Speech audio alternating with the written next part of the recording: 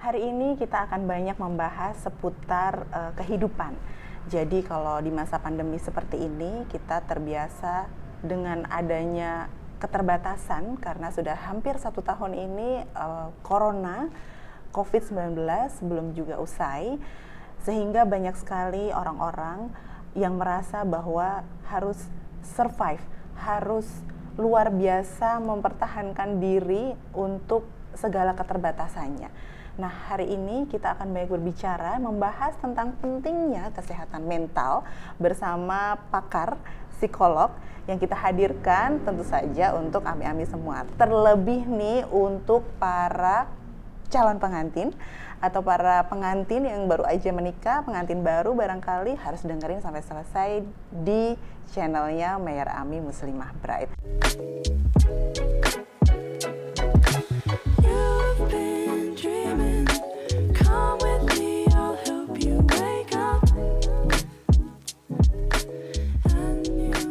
Langsung aja kita sapa untuk tamu kita hari ini. Beliau adalah Mbak Zahra. Selamat sore Mbak Zahra. Selamat sore Mbak Ulfa. Apa kabar Mbak Zahra? Alhamdulillah baik. Alhamdulillah, senang banget ya hari ini. Alhamdulillah kita ketemu walaupun pertama kali. Tapi semoga hari ini akan banyak ilmu yang kita dapatkan dari Mbak Zahra tentu saja. Baik, perkenalkan semuanya. Nama saya Zahra. Saya adalah seorang psikolog klinis dan biasanya saya concern di bidang pengembangan diri, kemudian relationship begitu, hubungan dengan pasangan, dengan teman, dengan keluarga, dengan rekan kantor, dan juga marriage gitu, atau pernikahan. Oke, jadi pas banget ya kalau hari ini datang ke Mayor Ami Muslimah Bride. Ini kita akan banyak membahas seputar problematika gitu ya, atau hal-hal yang mesti disiapkan oleh para ami ya kan, atau calon pengantin yang nantinya butuh hal yang luar biasa harus di-manage tentang kesehatan mental tentu saja. Tadi Mbak Zahra sampaikan, Mbak Zahra ini dari Hana Nia Consulting. Hana Nia Consulting ini seperti apa? Baik, Hana Nia Consulting ini adalah biro psikologi, tentu saja memberikan layanan psikologi seperti assessment, kemudian ada konseling baik tatap muka maupun online ya, sekarang kan juga sedang pandemi, jadi ada online juga, dan juga memberikan terapi sesuai dengan kebutuhan klien. Dan biasanya untuk kasus-kasus yang datang begitu ya, dikeluhkan seputar misalnya ada permasalahan tentang diri, ada permasalahan dengan pasangan, kemudian bagaimana perubahan quarter life crisis dan lain sebagainya. Iya, jadi memang yang sering datang ke Hana Nia Consulting ini adalah pasangan-pasangan atau orang-orang dengan usia produktif gitu ya Mbak ya. Biasanya. Usia-usia 20-an gitu ya, bisa dibilang seperti itu ya. Karena memang fase-fase ini adalah fase-fase egoisnya diri keluar, kemudian fase-fase di mana orang pengen banyak impian, banyak yang ingin dicapai seperti itu ya, dan itu mulai ada problematika. Oke, baik. Sekarang ini kan lembaga psikologi itu kan banyak banget tuh, makin menjamur juga ditambah masa pandemi di mana orang tuh harus makin gimana cara mewaraskan diri gitu ya, yang sering kita dengar ya kan, seperti itu. Nah, bedanya apa nih Hana Nia Consulting ini dengan lembaga psikologi yang lain? Baik, Hana Nia ini memiliki visi untuk menyejahterakan ya masyarakat Indonesia, khususnya dari individu maupun keluarga, berlandaskan konsep fitrah. Nah, mengapa berlandaskan konsep fitrah? Karena kalau kita tahu psikologi itu memang ilmunya dari barat begitu, dan hanya melihat manusia sebagai yang saat ini saja. Tapi sebenarnya kan kita juga tahu bahwa kebutuhan manusia tidak hanya secara fisik tubuh saja atau harus dipenuhi keinginan sesaatnya saja, tapi ya sampai nanti lifetime. Nah, dengan berusaha untuk memahami manusia sebagai whole begitu, nah itu yang menjadi kekuatan terbesar di Hana Nia Consulting. Nah, kali ini kita akan langsung masuk ke pembahasan yang akan kita bahas hari ini, mengenai kesehatan mental. Kesehatan mental nih sekarang, aduh mentalku kayaknya udah nggak kuat deh, orang-orang pada curhat seperti itu, udah mulai nggak waras nih, gimana nih mengembalikan, nggak bisa pergi, nggak bisa ke mall, nggak bisa jalan-jalan, nggak bisa piknik gitu, kayaknya beban gitu, ya kan gitu, mungkin capek juga. Nah, sebenarnya ngomongin beberapa orang atau banyak orang tentang kesehatan mental, apa sih sebenarnya kesehatan mental itu? Baik, sekarang kan memang sangat banyak sekali ya edukasi-edukasi tentang kesehatan mental, atau mungkin kita sering sekali dengar tentang depresi, bipolar, dan gangguan-gangguan mental lain. Tapi sebenarnya apa sih kesehatan mental? Jadi kesehatan mental itu tidak hanya ketiadaan gangguan mental. Jadi bukan berarti kita sehat mental ketika kita tidak depresi, ketika kita tidak ada simptom-simptom kecemasan, tapi lebih dari itu. Individu yang sehat mental itu yang paham tentang dirinya, mengenali potensi diri, kemudian juga bisa produktif dan juga bisa bermanfaat untuk sekitar. Jadi ini definisi yang disebutkan oleh WHO. Tapi sebenarnya kita sendiri ya sebagai individu juga ya. Jadi tidak hanya fokus ke diri sendiri, tapi juga bagaimana bermanfaat ke orang lain atau ke komunitas. Itu juga termasuk sehat mental. Jadi memahami diri, kuncinya ada di situ ya. Karena kalau kita lihat di masa sekarang ini kan apa-apa lebih ke media sosial gitu ya, terutama yang berhubungan dengan visual, seperti misalnya adalah Instagram. Orang tuh kan akan memperlihatkan sisi yang paling baik dari dirinya gitu. Sisi yang kurang pasti tidak akan dinampakkan karena visual, foto atau video yang disampaikan di sana gitu ya Mbak ya. Nah, ketika orang harus memahami betul bagaimana dirinya, kemudian mengkeluarkan misalnya ya di sosial media atau kepada orang lain, I'm happy gitu, aku nih bahagia kok walaupun begini gitu.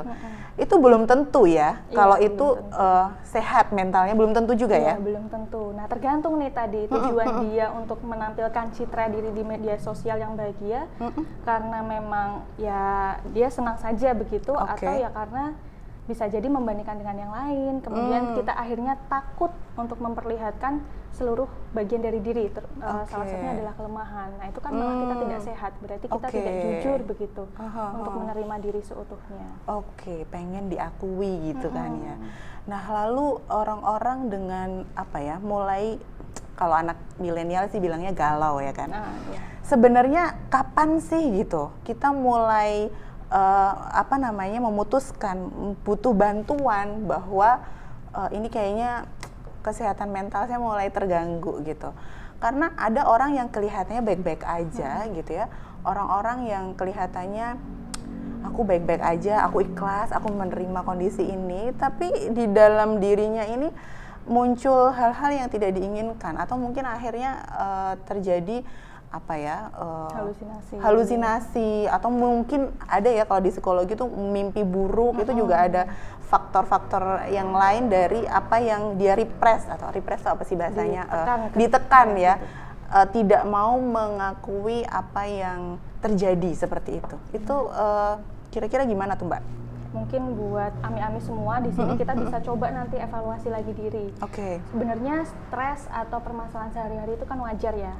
Nah, kita mulai tahu apakah kita membutuhkan bantuan profesional atau psikolog atau tidak, itu bisa lihat dari apakah stres itu mengganggu kehidupan kita sehari-hari. Jadi apakah dengan permasalahan itu kita jadi tidak produktif? Kemudian kita sudah coba nih segala cara untuk menyelesaikannya sendiri, tapi kok tetap rasanya kosong, hampa, terus sedih berkepanjangan, kok overthinkingnya kayaknya lama sekali, atau kita juga coba untuk minta bantuan keluarga, curhat ke teman, dan itu masih rasanya masih sesek begitu. Nah, itu nanti bisa kita coba konsultasikan ke psikolog. Karena memang rata-rata yang tahu permasalahan adalah diri sendiri, sehingga harus evaluasi tadi ya Mbak? Iya benar sekali. Kalau sudah mentok, aduh aku nggak tahu nih kenapa sampai bingung. Nah itu nanti bisa coba ke bantuan profesional. Jadi mulai tanggap atau pahami diri kita dulu gitu. Kita nih kuatnya di mana, di titik mana, dan nggak boleh dipaksain ya Mbak. Kira-kira kalau misalnya nggak apa-apa saya kan nggak mau gitu, kalau misalnya harus konsultasi ke psikolog, ntar orang pikir saya gila gitu. Gimana dong? Kebanyakan seperti itu. Kebanyakan berpikirnya bahwa kalau ke psikolog itu pasti nanti kita gila, padahal kan tidak seperti itu. Psikolog juga bisa membantu untuk mengenali potensi diri ya, jadi gambaran kita seperti apa, kalau ada kelemahan jadi bisa dikelola, dan kalau ada kelebihan nanti bisa dimaksimalkan begitu. Dan jangan khawatir, karena apa? Karena ketika kita coba tekan terus, padahal sebenarnya lukanya masih ada, itu nanti bisa memanggil apa ya istilahnya, bahasanya adalah resonansi begitu ya. Jadi misalnya ada kita trauma di usia 15 tahun, kemudian kita coba abaikan begitu, ternyata belum selesai nih, di usia 20 tahun bertemu dengan situasi yang sama, orang yang sama. Nah itu kan lukanya masih ada nih. Kalau kesentuh sedikit saja, itu nanti sakitnya lebih sakit begitu. Justru lebih ya. Iya, dan khawatirnya ketika tidak selesai itu nanti juga berpengaruh ke pengelolaan emosinya ketika misalnya berinteraksi dengan anak. Nanti bisa terproyeksikan begitu ke anak, ke pasangan dan ke yang lainnya. Agak bahaya juga ya kalau ini nggak tertangani. Nah, untungnya nih ya Mbak Zahra hari ini hadir untuk memberikan ilmu ya ami-ami semua kepada kita supaya kita juga lebih tahu. Terlebih adalah ini tadi ya, kalau misalnya sudah pernah ada luka di masa kecil, karena memang usia-usia masa lalu kalau tidak terselesaikan memang bisa kayak bom waktu gitulah ya Mbak, istilahnya seperti itu.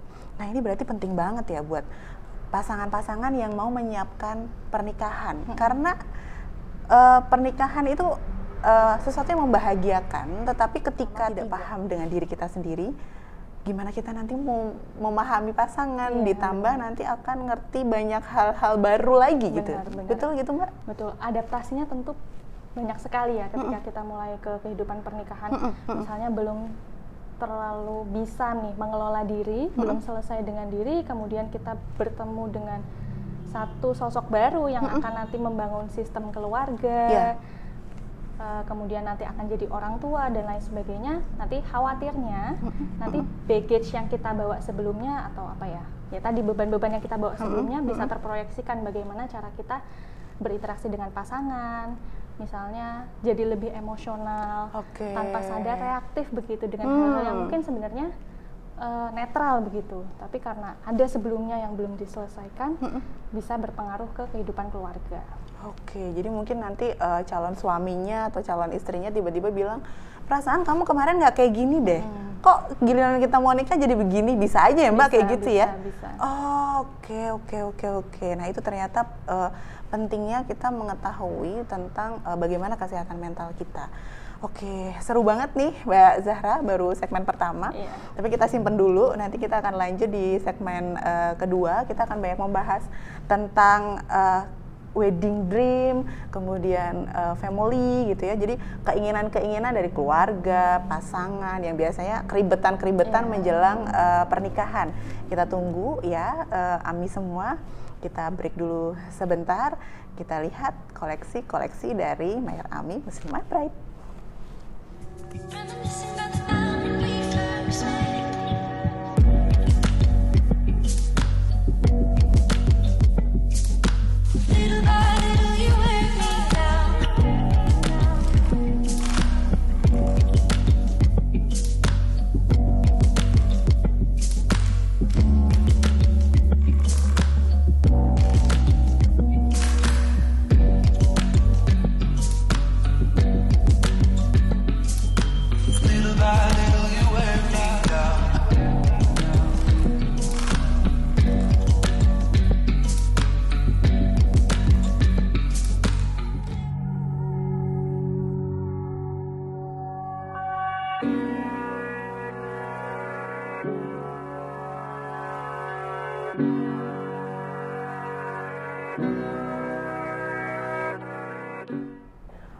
Balik lagi ami-ami semua, kita ketemu di Mayor Ami Channel di acara intro. Hari ini masih dengan Mbak Zahra tentu saja dari Hanania Consulting. Lanjut ya, kalau tadi kita sudah membahas tentang kesehatan mental itu seperti apa, kemudian bagaimana pentingnya kesehatan mental terutama untuk para calon pengantin gitu ya, untuk mempersiapkan dirinya supaya lebih matang, supaya lebih tidak mudah emosional. Nah kali ini kita akan lebih banyak lagi mengulik tentang hal itu bersama Mbak Zahra. Lanjut lagi Mbak Zahra. Nah dari beberapa pengalaman gitu ya, biasanya para pengantin itu kalau misalnya cerita gitu ya, kebanyakan itu kan ada masalah-masalah baru pada saat penentuan hari gitu ya, hari bahagianya, kemudian menentukan aku harus seperti apa setelah ini, vendor, pernikahan dan lain-lain. Ini kan otomatis sudah banyak maunya nih gitu. Nah, sering adanya ketidaksejalanan karena kan masing-masing punya keinginan. Ini gimana nih Mbak? Baik, ini persiapan pernikahan itu biasanya menjadi satu latihan begitu ya untuk memasuki kehidupan rumah tangga yang sesungguhnya, di mana nanti akan ada dua kepala, mungkin juga ada sedikit campuran dari keluarga besar begitu. Nah, latihannya adalah ini ketika mempersiapkan perkawinan begitu.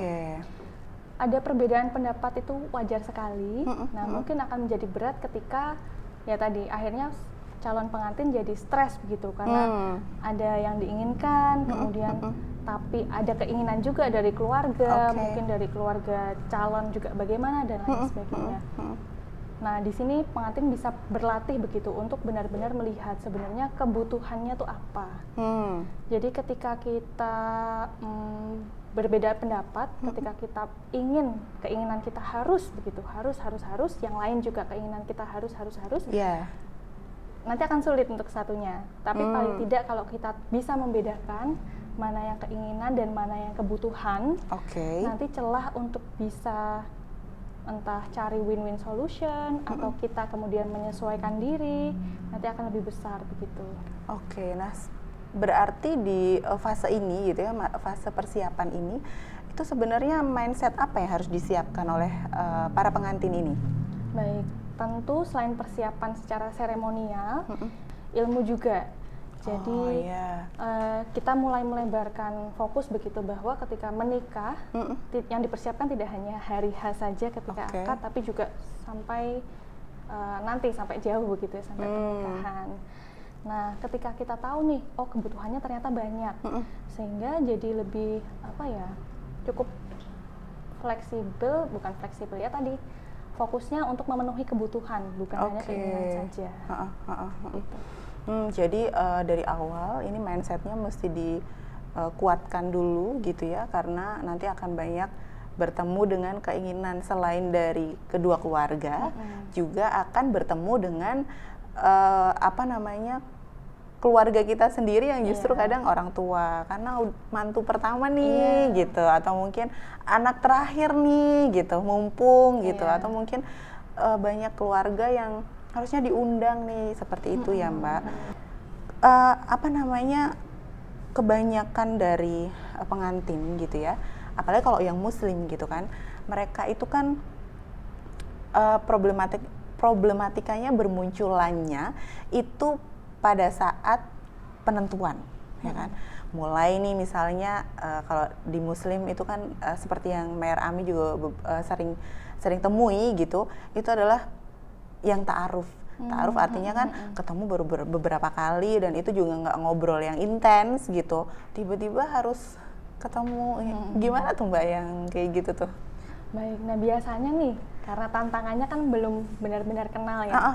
Tapi di sisi lain juga sudah pernah kenal, belum tentu juga nanti yang ditemui sama begitu ketika pernikahan. Betul juga sih. Nah, maka dari itu ketika akan menikah, satu hal penting yang perlu diketahui adalah tujuan pernikahannya apa.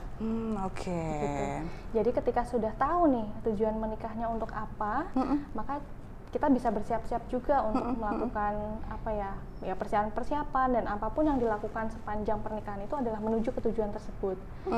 Dan tujuan ini juga akan menyatukan tadi, kita meskipun belum terlalu kenal begitu, tapi karena ada satu tujuan yang dituju sama, ibaratnya seperti kalau pernikahan itu sedang mengendarai perahu begitu ya, sedang jalan-jalan begitu, naik kapal.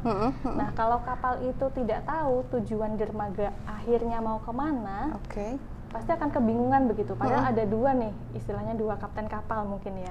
Yang satu mau ke sini, yang satu mau ke sini, dengan segala potensinya masing-masing. Nah, kalau sudah tahu kira-kira dermaga akhirnya mana, meskipun tadi berangkat dari dua orang yang berbeda, ada kelebihan dan kekurangan, dan mungkin tidak terlalu saling kenal, dengan adanya satu tujuan dermaga akhir itu dia akan menyatukan begitu untuk membimbing. Berarti langkah-langkahnya setelah ini akan menuju ke sana. Nah itu kalau tadi kasusnya adalah ta'aruf. Artinya kemungkinan besar kalau ta'aruf keluarganya sih sudah lebih kenal gitu ya dibandingkan calon mempelainya. Nah, pertanyaan selanjutnya, ini yang lagi viral nih sekarang ini, kan kita menyaksikan ya prosesi persiapan gitu ya dari Aurel sama Atta Halilintar gitu ya, dimana problematikanya adalah orang tua yang divorce atau orang tua yang bercerai, tetapi kondisinya sedang tidak baik gitu. Nah ini kira-kira nanti kalau misalnya nih barangkali ya ami-ami gitu, ada yang menemui hal yang seperti ini yang perlu banget diutamakan, ini yang seperti apa Mbak persiapannya? Tentu persiapan untuk mengelola diri ya. Oke. Karena sejujurnya saya pun juga memiliki klien yang akhirnya misalnya tidak ingin menikah karena pengalaman orang tuanya, atau kemudian mau menikah karena menemui satu orang yang dianggap bisa menggantikan orang tuanya begitu. Jadi perlu dipahami dulu nih, kita dengan pasangan, kita melihat pasangan itu seperti apa? Apakah sebagai proyeksi atau pengganti tadi, figur yang kita tidak dapatkan, atau ya karena memang kita murni melihat pasangan sebagai pasangan begitu. Itu kan nanti akan berbeda. Karena apa? Kalau kita membawa luka tadi istilahnya, luka yang belum selesai tadi kita proyeksikan dengan pasangan, ya khawatirnya kita akan melihat pasangan sebagai proyeksi tadi, bukan sebagai individu yang dia bisa bertumbuh juga dan memiliki hal yang berbeda juga dengan pengalaman masa lalu kita. Jadi ketika punya situasi seperti Aurel misalnya begitu, Aurel nih yang seperti Aurel ini perlu paham juga begitu. Aku menikah, apakah untuk memenuhi tadi kebutuhanku yang tidak ada, atau ya memang karena tujuan lain. Karena khawatirnya ketika nanti kemudian sudah menikah, kemudian dia berharap kebutuhan yang tidak didapatkan tadi didapatkan setelah menikah. Iya, betul. Nah, tapi bagaimana kalau ternyata berbeda? Nah, itu kan nanti akan bisa membuat permasalahan baru. Maka dari itu ya itu sebaiknya dipahami dulu kondisi diri ini, pengelolaannya seperti apa. Apakah aku memproyeksikan luka-lukaku ke kehidupanku yang saat ini, atau ya aku menjalani ini untuk masa depan dan lain sebagainya. Gitu. Baiknya sih diselesaikan sebelum akhirnya di hari H gitu ya Mbak ya. Walaupun memang berat ya, karena luka itu kan ya harus disembuhkan gitu, tapi kadang-kadang bekasnya nggak bisa hilang, tetapi mungkin pernikahan adalah ibadah kali ya Mbak ya, jadi memang harus selesai ya seperti itu. Nah, tekanan akan selalu datang gitu, bahkan ketika di hari H ya kan, pengantin itu kan rasanya belum plong kalau belum selesai gitu kan, termasuk keluarganya juga. Nah, caranya kita untuk mengatasi itu gitu, overthinkingnya itu tadi, karena overthinking walaupun acaranya sih kayaknya sih cuma sekali seumur hidup, tapi kalau nggak terselesaikan, atau mungkin overthinkingnya karena terlalu khawatir akan vendor A begini, itu mengelolanya lebih ke seperti apa? Karena ya belum lagi kalau calon pengantin ini LDR misalnya, atau mungkin sama-sama sibuk bekerja sehingga ngomongin aja nggak sempet nih gitu. Gimana tuh Mbak? Biasanya kalau overthinking itu yang kita takutkan adalah yang terjadi di masa depan, yang kita sebenarnya belum tahu juga terjadi atau enggak. Nah, ami-ami nih kalau misalnya mengalami hal tersebut ya, misalnya overthinking, cemas, takut dan lain sebagainya, bisa ambil jeda dulu. Jadi kita perlu tahu bahwa tidak semuanya harus selesai dalam satu waktu. Gitu. Nggak apa-apa ambil jeda barang 5 menit atau 10 menit istirahat dulu sebelum menghadapi ya tugas-tugas tadi selama pernikahan. Kemudian kita identifikasi yang aku cemaskan apa sih. Aku takut misalnya nanti cateringnya kurang misalnya gitu. Ditulis aja nggak apa-apa. Kenapa ditulis? Karena memudahkan kita untuk tidak loncat-loncat pikirannya. Jadi biar kita lihat, masalahnya adalah di kertas ini.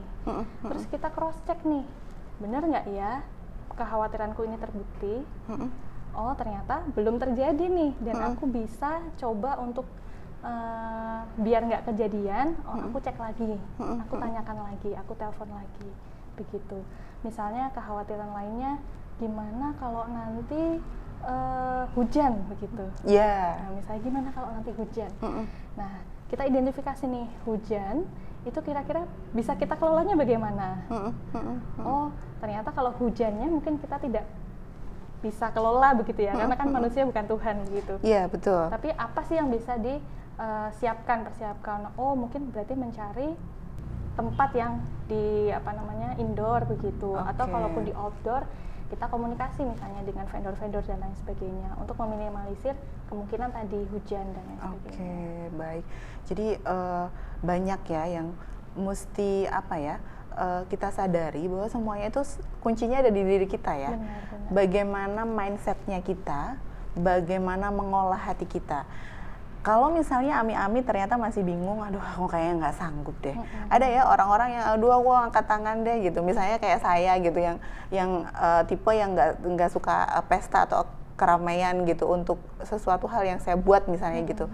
Itu kan kadang udah yang ngelihat mikirin aja udah yang stres sendiri gitu. Nah ini perlu pertolongan ya Mbak dengan consulting atau psikolog pendamping. Benar sekali, karena kan memang tadi kan butuh keterampilan ya Mbak ya. Untuk kita jeda istirahat itu sebenarnya butuh latihan, karena kan ada orang-orang yang terbiasa cepet-cepet begitu hidupnya. Betul. Pengennya buru-buru ya? Iya benar sekali, maka dari itu untuk istirahat saja itu sulit. Nah maka dari itu selain latihan, kalau misalnya memang dirasa tidak bisa mengelola sendiri, bisa nanti mencari tenaga profesional begitu untuk membantu, mengawasi dan juga membantu ya tadi melatih pelan-pelan agar terbentuk kebiasaan baru tadi. Kalau biasanya cepet-cepet, nafas dulu, istirahat dulu, kita identifikasi dulu. Gitu. Nah ternyata istirahat juga ini ya perlu dilatih gitu. Iya, ya untuk beberapa orang misalnya seperti saya pengennya cepat selesai waktu itu juga gitu ya. Mungkin ami-ami juga ada yang tipenya seperti itu. Apalagi yang terbiasa bekerja di kantor misalnya ada tuntutan-tuntutan tertentu sehingga ini menjadi kebiasaan gitu. Nah, insya Allah nanti dengan Hanania Consulting ya, Mbak Zahra, insya Allah akan dibantu ya. Kalau misalnya ada ami-ami yang pengen dibantu supaya ini ada jeda latihan istirahat atau mungkin ada mempersiapkan psikologis sebelum psikologis pernikahan, atau menyelesaikan permasalahan yang harus terselesaikan dulu sebelumnya. Ini benar-benar ilmu banyak banget yang kita dapat, terutama untuk pasangan-pasangan atau calon pasangan yang mau menikah tapi ternyata masih gerasa gerusu gitu ya, atau masih bingung mana dulu yang dikerjain saking banyak yang dipikirin. Ternyata ada ilmu dari Mbak Zahra bahwa ternyata istirahat itu ada ilmunya juga gitu. Oke, terima kasih Mbak Zahra. Kita akan ketemu lagi insya Allah mudah-mudahan gitu ya. Kalau tadi kita udah bahas tentang persiapannya, mudah-mudahan kita ketemu lagi dengan tema yang lebih seru lagi. Afternya nih kayak gimana gitu kali ya. Mudah-mudahan ya Mbak ya. Oke, terima kasih Mbak Zahra. Mungkin ada yang mau disampaikan yang terakhir untuk ami-ami semua yang lagi mempersiapkan hari bahagianya. Silakan Mbak. Kalau misalnya sekarang ami-ami sedang menuju atau sedang mempersiapkan pernikahan dan kemudian berpikir kok kayaknya banyak sekali ya masalahnya, banyak sekali yang dipikirkan dan lain sebagainya, jangan khawatir, itu sebenarnya wajar begitu. Dan sebenarnya ketika kita ingin menjadi individu yang tangguh, bukan berarti nggak akan ada masalah begitu. Masalah itu pasti ada, tapi individu yang tangguh adalah bagaimana kita bisa punya kemauan dan juga usaha untuk menghadapi permasalahan tersebut. Jadi jangan takut, tidak sendirian, dan insya Allah pasti dimudahkan. Oke, terima kasih banyak Mbak Zahra sekali lagi sudah datang ke Mayor Ami Muslimah Bride. Semoga ada jodoh, kita segera ketemu lagi dan ngobrol-ngobrol banyak hal yang pastinya juga akan menambah ilmu kita semua. Nah, sebelum saya akhiri, ada informasi menarik buat ami-ami semua. Selama bulan April sampai dengan bulan Oktober 2021, setiap ami-ami booking di Mayor Ami Muslimah Bride ini akan mendapatkan fasilitas konseling pranikah bersama psikolog dari Hanania Consulting. Kapan lagi? Langsung aja hubungi ya. Nomor teleponnya Mayor Ami nanti akan di-share gitu ya. Dan yang pasti jangan lupa like, subscribe, komen, dan share. Saya Desya Ufah, mohon pamit undur diri. Wassalamualaikum warahmatullahi wabarakatuh.